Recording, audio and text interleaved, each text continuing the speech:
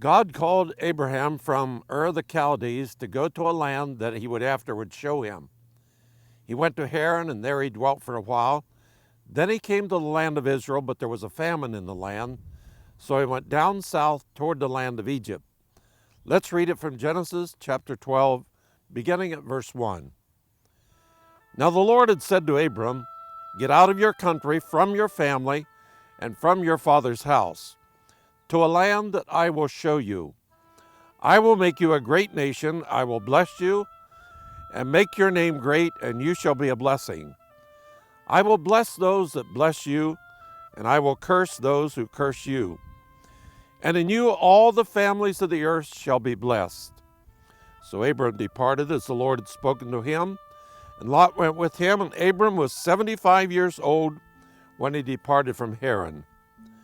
Then Abram took Sarai his wife, and Lot his brother's son, and all their possessions that they had gathered, and the people whom they had acquired in Haran, and they departed to go to the land of Canaan. So they came to the land of Canaan. Abram passed through the land to the place of Shechem, as far as the terebinth tree of Moreh, and the Canaanite were there in the land. Then the Lord appeared to Abram and said, "To your descendants I will give this land." And there he built an altar to the Lord who had appeared to him. And he moved from there to the mountain east of Bethel, and he pitched his tent with Bethel on the west and Ai on the east. There he built an altar to the Lord and called on the name of the Lord his God. So Abram journeyed, going on still toward the south. Now there was a famine in the land, and Abram went down to Egypt to dwell there, for the famine was severe in the land.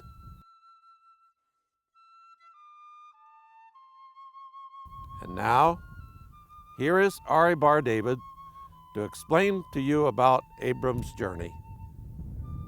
So we have just heard about the journeys of Abram that entered to the land of Canaan and went all the way south. I want to explain this a little bit more. What is the meaning went south? In Hebrew, we have another word, and the word is Negev. Now, let us look on this map again. If these are the shores of Israel, and this is the Jordan River with the Dead Sea, and Abram came from the north. He came from here. So he went to Shechem, SH. From there he went to Beit El, BL. And from there it's written that he went southward. In Hebrew, Negba, from the word Negev. And this is what I want to say. Look, the word Negev, it means the dry land. In this country, it is right that it is in the south of Israel. It is right. But the name of the place is a geographic name which says the dry land, Negev. When Abram later on came from Egypt, Egypt is down here. So he went to the Negev. We cannot say he went to the south, he went to the north, right? But still, it's written to the south. Let us remember, the name of the region is Negev and not south. Now, what is the meaning that he arrived to the Negev? We are now on the border of the Negev of Israel. To my left side, the Negev area, the dry land, and to my right side is not dry land, which means you have forest, you have high trees. High trees cannot grow in the Negev. What we have in the Negev, on the border of the Negev, we had huge fields of food, actually of barley. And what is the meaning that there was a famine in the land? Let us look on the fields here to my left, how high they are, several inches. And look, we are now 2 weeks before the feast of Passover. The feast of Passover is the feast where the barley is at least 1.5 or 2 feet high. But when we look here to the left, it is so low. That means that also this year there is no harvest. You see the point? If I go now to the barley and I pick one, and I will do it,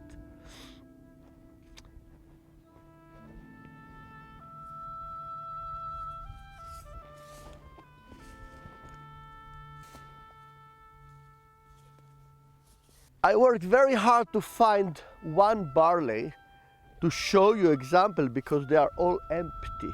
You see, they are all empty because of the drought.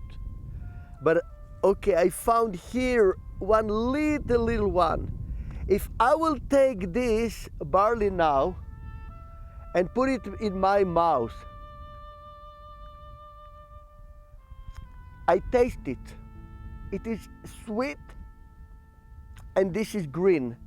And this is the sign that we are in the feast of Passover, that we will celebrate actually in 10 days. And I put it in my mouth, there's nothing inside, nothing to eat.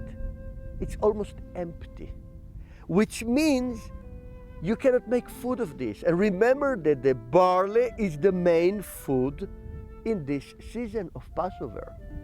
So actually, Abram was walking on the fields that he sowed them, he put seed, and the barley were so small, without grains, so he understood he cannot stay here.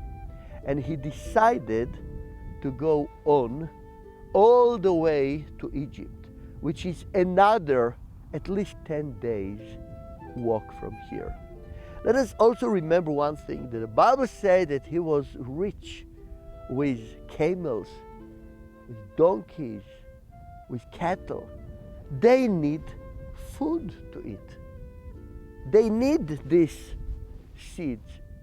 And if they don't have them, Abram had to go far away to get them in order that they will grow and multiply. So I want to summarize. The Negev is the name of the south part of Israel. And when the Bible said that Abram went to the Negev, it's a geographical region, and not just to the south. That's what I wanted us to understand. Now, just last word. God used famine and used rain time in order to test his followers. And in this test, God didn't tell Abram to leave Canaan and to go to Egypt. As we know, Abram did it.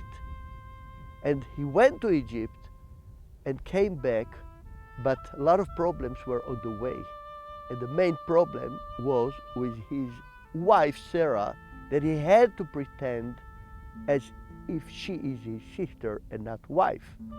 And this shows when we are doing things but are not clearly because God told us to do, we can easily find ourselves entering into troubles that we didn't plan them before.